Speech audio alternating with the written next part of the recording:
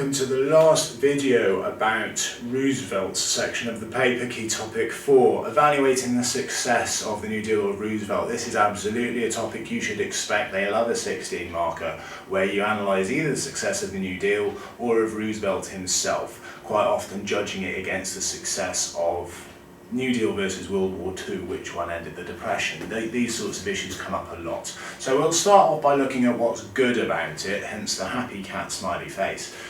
Relief is the first thing that is a big success for the New Deal. Pretty successful at straight away patching things up. The Emergency Banking Act rescued the financial system from the precipice, and millions of ordinary Americans received help with their jobs and mortgages through alphabet agencies. So initial relief, very, very good. Confidence is possibly Roosevelt's strong card.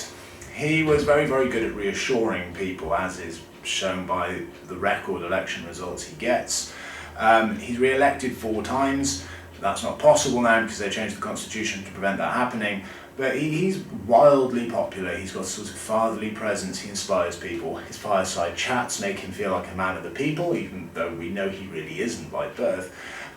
He restored confidence in banking and in the stock market, and he wasn't afraid to use federal control. Now, his critics would say he was like a dictator, but his supporters would say that this is a man that was determined to push things through. He wasn't going to be caught up by red tape. He was a strong leader.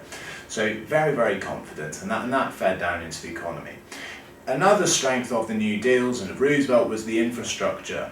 This is significant and lasting improvements. Things like the dams built in the Tennessee Valley, which were not just solving immediate problems, they were going to last for a very long time. The houses that they were building are going to last for a very long time. The schools, the airports, the roads built by the PWA, these things are going to be a benefit to America even when times get better. So the New Deal builds lasting infrastructure, and that's a big success.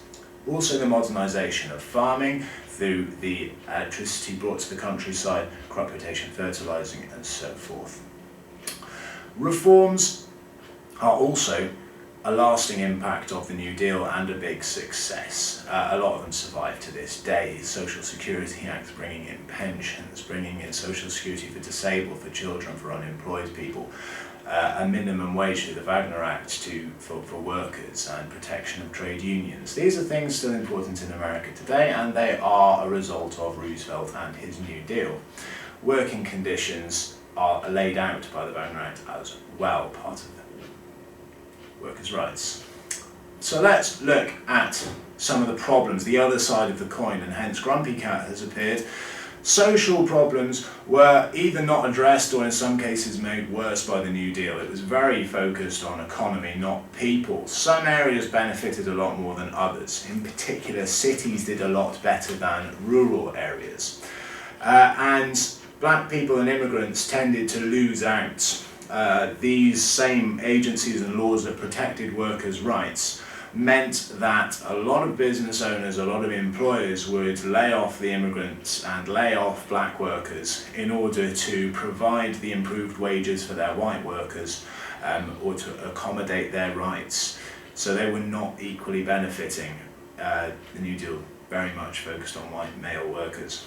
It was a complete failure, is the main downside of the New Deal.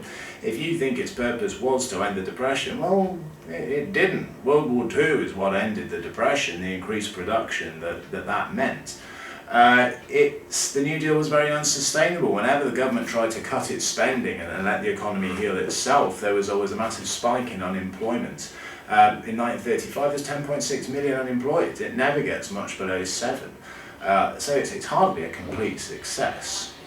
1938 is a year that we would use to illustrate how unsuccessful it is, really.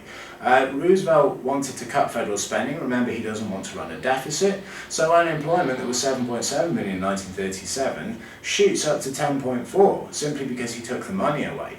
That's clearly not sustainable. The unions have been made a lot more powerful through the New Deal. That means that they're starting to do things like take strike action, which they've been too weak to do before. This affects production. So 1938 is not a great year. And also, when we're evaluating the New Deal, we mustn't forget the opposition. There's a separate video on that for far more detail, but their arguments are perfectly valid. It was never universally popular. Please remember that. Even though it seems that, according to election results, a huge part of the population was not at all happy with it. The accusations that Roosevelt was acting like a dictator ring very true indeed. That's not just rhetoric. He was perhaps overstepping his powers. I can't think of a president since that has tried to get away with what he has. It stifled business, the New Deal. The new regulations that they had to go through, the additional taxes they had to pay to fund the New Deal, meant that business was very limited. It couldn't be as innovative or successful as it was under Coolidge. And it didn't help the poorest people either. Remember that Huey Long was massively successful with his radical policies, and that suggests that the very poorest in society were certainly not satisfied by the New Deal. So there's two sides to it.